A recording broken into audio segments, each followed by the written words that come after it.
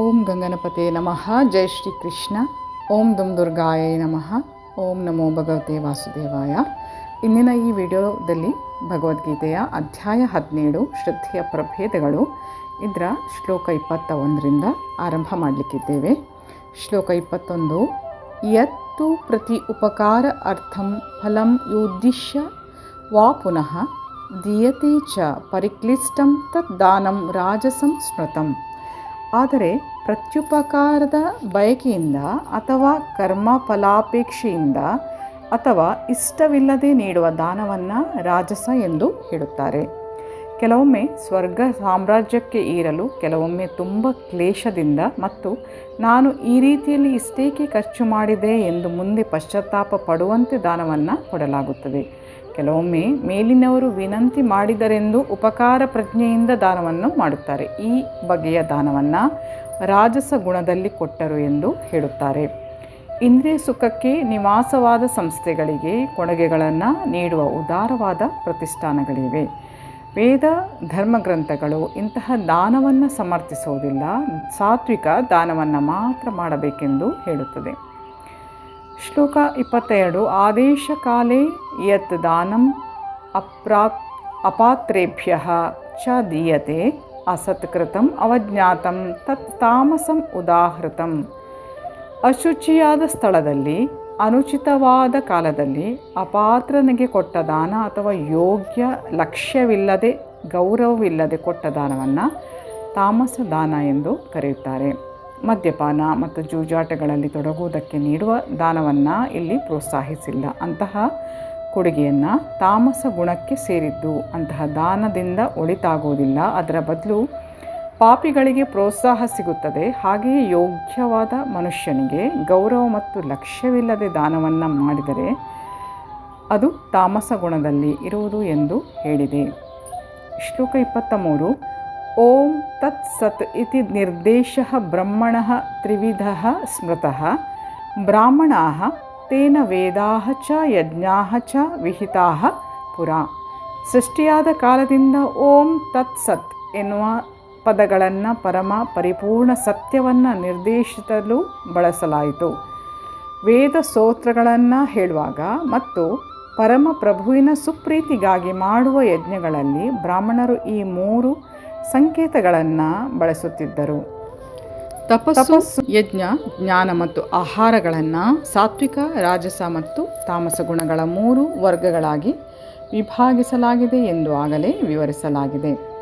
ಆದರೆ ಮೊದಲನೆಯ ವರ್ಗವಾಗಲಿ, ಎರಡನೆಯ ವರ್ಗವಾಗಲಿ ಅಥವಾ ಮೂರನೆಯ ವರ್ಗವಾಗಲಿ ಅವೆಲ್ಲ ಐಹಿಕ ಪ್ರಕೃತಿಯ ಸೋಂಕಿನಿಂದ ಬದ್ಧವಾಗಿದೆ. ಓಂ ತತ್ ಸತ್ ದೇವೋತ್ತಮ ಪರಮ ಪುರುಷ ಶಾಶ್ವತ ಆಗಿರುವಂತಹ ಪರಮ ಪ್ರಭುವನ್ನು ಉದ್ದೇಶಿಸಿ ಅವನ್ನು ಬಳಸಿದಾಗ ಅವು ಆಧ್ಯಾತ್ಮಿಕ ಉನ್ನತಿಯ ಸಾಧನಗಳಾಗುತ್ತವೆ. ಧರ್ಮಗ್ರಂಥಗಳ ಆದೇಶಗಳಲ್ಲಿ ಇಂತಹ ಗುರಿಯನ್ನು ಸೂಚಿಸಿದೆ. ಓಂ ತತ್ ಸತ್ ಈ 3 ಪದಗಳು ವಿಶೇಷವಾಗಿ ದೇವೋತ್ತಮ ಪರಮ ಪುರುಷನಾದ ಪರಮ ಸತ್ಯವನ್ನು ಸೂಚಿಸುತ್ತದೆ. ಓಂ ಎನ್ನುವ ಪದ ಎಲ್ಲ ವೇದ ಸೂತ್ರಗಳಲ್ಲಿಯೂ ಕಾಣುತ್ತದೆ. ಧರ್ಮಗ್ರಂಥಗಳ ನಿಯಮಗಳನ್ನು ಅನುಸರಿಸದೆ ಕರ್ಮ ಮಾಡುವವನು ಪರಮ ಸತ್ಯವನ್ನು ಪಡೆಯಲಾರ. ಅವನಿಗೆ ಅಲ್ಪಕಾಲದ ಒಂದಿಷ್ಟು ಫಲ ದೊರೆಯುತ್ತದೆ, ಆದರೆ ಬಾಳಿನ ಕಟ್ಟಕಡೆಯ ಗುರಿ ಲಭ್ಯ ಆಗುವುದಿಲ್ಲ. ಇದರ ನಿರ್ಣಯ ಎಂದರೆ ದಾನ, ಯಜ್ಞ, ತಪಸ್ಸುಗಳನ್ನು ಸಾತ್ವಿಕವಾಗಿ ಮಾಡಬೇಕು. ರಾಜಸವಾಗಿ ಅಥವಾ ತಾಮಸವಾಗಿ ಮಾಡಿದಾಗ ನಿಶ್ಚಯವಾಗಿಯೂ ಅವುಗಳ ಗುಣಮಟ್ಟ ಕ್ಷೀಣಿಸುತ್ತದೆ. ಓಂ ತತ್ ಸತ್ 3 ಪದಗಳನ್ನು ಪರಮ ಪ್ರಭುವಿನ ಪಾವನ ನಾಮವಾದ ಓಂ ತದ್ ವಿಷ್ಣು ಎನ್ನುವುದರೊಂದಿಗೆ ಉಚ್ಚರಿಸುತ್ತಾರೆ. ವೇದದ ಒಂದು ಸೂತ್ರವನ್ನು ಪರಮ ಪ್ರಭುವಿನ ಪಾವನ ನಾಮವನ್ನು ಕೇಳಿದಾಗೆಲ್ಲ ಓಂ ಅನ್ನು ಸೇರಿಸುತ್ತಾರೆ. ಇದು ವೇದ ಸಾಹಿತ್ಯದ ಸೂಚನೆ. ಈ 3 ಪದಗಳನ್ನು ವೇದದ ಸ್ತೋತ್ರಗಳಿಂದ ತೆಗೆದುಕೊಂಡಿದೆ. ಓಂ ಇತಿಯೇ ತತ್ ಬ್ರಹ್ಮಣೋ ನೇದಿಷ್ಟಂ ನಾಮ ಎನ್ನುವುದು ಮೊದಲನೇ ಗುರಿಯನ್ನು ಸೂಚಿಸುತ್ತದೆ.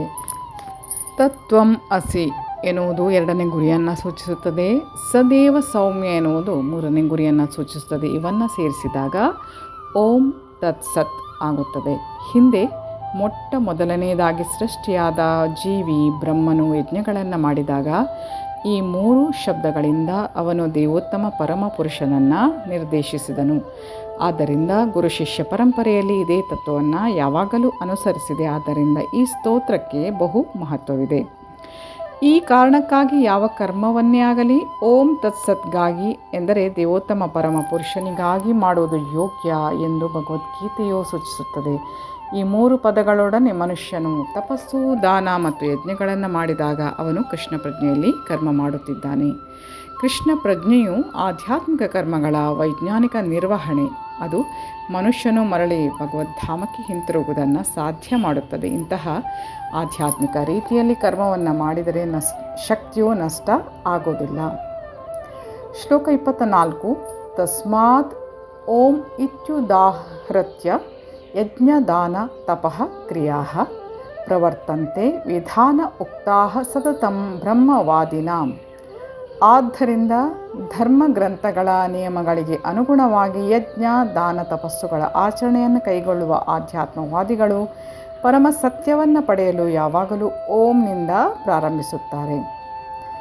ಓಂ ತದ್ವಿಷ್ಣೋ ಪರಮಂ ಪದಂ. ವಿಷ್ಣುವಿನ ಪಾದ ಪದ್ಮಗಳು ಪರಮ ಭಕ್ತಿಯ ವೇದಿಕೆ. ಎಲ್ಲವನ್ನ ದೇವೋತ್ತಮ ಪರಮ ಪುರುಷನ ಪರವಾಗಿ ಮಾಡುವುದರಿಂದ ಎಲ್ಲ ಕರ್ಮಗಳು ಪರಿಪೂರ್ಣವಾಗುವುದು ಖಂಡಿತ. ಶ್ಲೋಕ 25.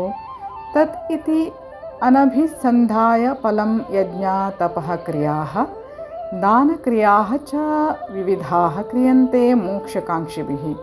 ಮನುಷ್ಯನು ಯಾವ ಫಲಾಪೇಕ್ಷೆ ಇಲ್ಲದೆ ತತ್ ಎಂಬ ಪದವನ್ನು ಉಚ್ಚರಿಸಿ ವಿವಿಧ ಬಗೆಗಳ ಯಜ್ಞ ತಪಸ್ಸು ಮತ್ತು ದಾನಗಳನ್ನು ಮಾಡಬೇಕು. ಇಂತಹ ಆಧ್ಯಾತ್ಮಿಕ ಕರ್ಮಗಳ ಉದ್ದೇಶ ಮೋಕ್ಷವನ್ನು ಪಡೆಯುವುದಾಗಿದೆ. ಆಧ್ಯಾತ್ಮಿಕ ಸ್ಥಾನಕ್ಕೆ ಏರಲು ಬಯಸುವ ಮನುಷ್ಯನು ಯಾವುದೇ ಐಹಿಕ ಲಾಭಕ್ಕಾಗಿ ಕರ್ಮ ಮಾಡಬಾರದು. ಆಧ್ಯಾತ್ಮಿಕ ರಾಜ್ಯವಾದ ಭಗವದ್ಧಾಮಕ್ಕೆ ಹಿಂತಿರುಗುವ ಕಟ್ಟಕಡೆಯ ಲಾಭಕ್ಕಾಗಿ ಕರ್ಮಗಳನ್ನು ಮಾಡಬೇಕು. ಶ್ಲೋಕ 26, 27. ಸದ್ಭಾವೇ ಸಾಧುಭಾವೇ ಚ ಸದಿತ್ಯೇತತ್ ಪ್ರಯುಜ್ಯತೆ ಪ್ರಶಸ್ತಿ ಕರ್ಮಣಿ ತಥಾ ಸಚ್ಛಬ್ದಃ ಪಾರ್ಥಯುಜ್ಯತೆ. ಯಜ್ಞೇ ತಪಸಿ ದಾನೇ ಚ ಸ್ಥಿತಿಃ ಸದಿತಿ ಚೋಚ್ಯತೆ ಕರ್ಮ ಚೈವ ತದರ್ಥೀಯಂ ಸದಿತ್ಯೇವಾಭಿಧೀಯತೆ. ಅರ್ಜುನ, ಭಕ್ತಿ ಸೇವೆಯ ಗುರಿಯು ಪರಿಪೂರ್ಣ ಸತ್ಯ. ಅದನ್ನು ಸತ್ ಎನ್ನುವ ಪದ ಸೂಚಿಸುತ್ತದೆ. ಇಂತಹ ಯಜ್ಞಗಳನ್ನು ಮಾಡುವ ಆತನನ್ನು ಮತ್ತು ಪರಮ ಪುರುಷನ ಸುಪ್ರೀತಿಗಾಗಿ ದಿವ್ಯ ಸ್ವಭಾವಕ್ಕೆ ನಿಷ್ಠವಾಗಿ ನಡೆಸುವ ಎಲ್ಲ ಯಜ್ಞ ತಪಸ್ಸು ದಾನಗಳನ್ನು ಸತ್ ಎಂದು ಕರೆಯುತ್ತಾರೆ. ಪ್ರಶಸ್ತಿ ಕರ್ಮಣಿ ಅಥವಾ ವಿಧಿಸಿದ ಕರ್ತವ್ಯ ಎನ್ನುವ ಮಾತು ವೇದ ಸಾಹಿತ್ಯದಲ್ಲಿ ಶುದ್ಧಿಯ ವಿಧಾನಗಳಾಗಿ ಹೇಳಿರುವಂತಹ ಹಲವಾರು ಕರ್ಮಗಳನ್ನು ಸೂಚಿಸುತ್ತವೆ. ಈ ಸಂಸ್ಕಾರಗಳು ಗರ್ಭಧಾರಣೆಯ ಸಮಯದಿಂದ ಮನುಷ್ಯನ ಜೀವನದ ಕೊನೆಯವರೆಗೆ ನಡೆಸಬೇಕಾದದು. ಜೀವಿಯ ಕಟ್ಟಕಡೆಯ ಮುಕ್ತಿಗಾಗಿ ಇಂತಹ ಸಂಸ್ಕಾರಗಳನ್ನು ಆಚರಿಸಲಾಗುವುದು. ಇಂತಹ ಎಲ್ಲ ಕರ್ಮಗಳಲ್ಲಿ ಓಂ ತತ್ಸತ್ ಎನ್ನುವ ಮಾತುಗಳನ್ನು ಉಚ್ಚರಿಸಬೇಕೆಂದು ಸೂಚಿಸಿದೆ. ಸದ್ಭಾವೇ ಸಾಧುಭಾವೇ ಎನ್ನುವ ಮಾತುಗಳು ಆಧ್ಯಾತ್ಮಿಕ ಸ್ಥಿತಿಯನ್ನು ಸೂಚಿಸುತ್ತದೆ. ಕೃಷ್ಣ ಪ್ರಜ್ಞೆಯಲ್ಲಿ ಕೆಲಸ ಮಾಡುವುದಕ್ಕೆ ಸತ್ವ ಎಂದು ಹೆಸರು. ಕೃಷ್ಣ ಪ್ರಜ್ಞೆಯ ಕರ್ಮಗಳ ಸಂಪೂರ್ಣ ಅರಿವು ಇರುವವನಿಗೆ ಸಾಧು ಎಂದು ಹೆಸರು. ಆಧ್ಯಾತ್ಮಿಕ ವಸ್ತುವು ಭಕ್ತರ ಸಹವಾಸದಲ್ಲಿ ನಷ್ಟವಾಗುತ್ತದೆ ಎಂದು ಶ್ರೀಮದ್ ಭಾಗವತದಲ್ಲಿ ಹೇಳಿದೆ. ಅಲ್ಲಿ ಬಳಸಿರುವಂತಹ ಮಾತುಗಳು ಸತಾಂ ಪ್ರಸಂಗಾತ್. ಸತ್ಸಂಗವಿಲ್ಲದೆ ಮನುಷ್ಯನು ದಿವ್ಯ ಜ್ಞಾನವನ್ನು ಪಡೆಯಲಾರ. ಮನುಷ್ಯನಿಗೆ ದೀಕ್ಷೆ ಕೊಡುವಾಗ ಅಥವಾ ಉಪವೀತವನ್ನು ಧಾರಣೆ ಮಾಡಿಸುವಾಗ ಓಂ ತತ್ಸತ್ ಎನ್ನುವ ಪದಗಳನ್ನು ಉಚ್ಚರಿಸಲಾಗುತ್ತದೆ. ಹೀಗೆ ಎಲ್ಲ ಯಜ್ಞಗಳ ಆಚರಣೆಯ ಗುರಿ ಪರಮಪ್ರಭು ಅಥವಾ ಓಂ ತತ್ಸತ್.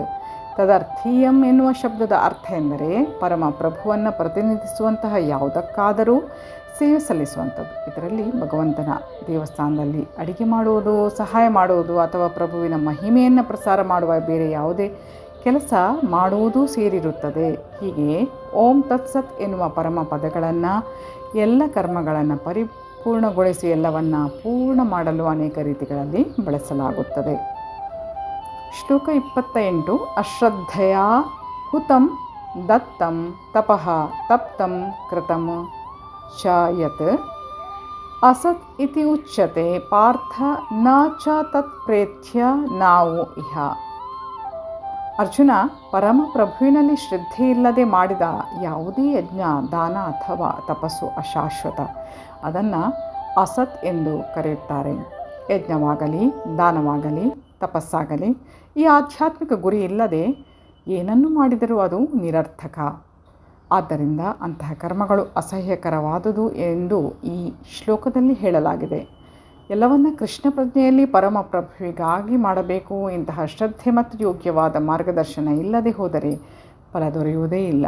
ಎಲ್ಲ ವೇದ ಸಾಹಿತ್ಯದಲ್ಲಿಯೂ ಪರಮಪ್ರಭುವಿನಲ್ಲಿ ಶ್ರದ್ಧೆಯನ್ನು ಇಟ್ಟಿರಬೇಕು ಎಂದು ಹೇಳಿದೆ. ಈ ಎಲ್ಲ ವೈದಿಕ ಆದೇಶಗಳನ್ನು ಅನುಸರಿಸುವಾಗಲೂ ಕಡೆಯ ಗುರಿ ಕೃಷ್ಣನನ್ನು ಅರ್ಥ ಮಾಡಿಕೊಳ್ಳುವುದು.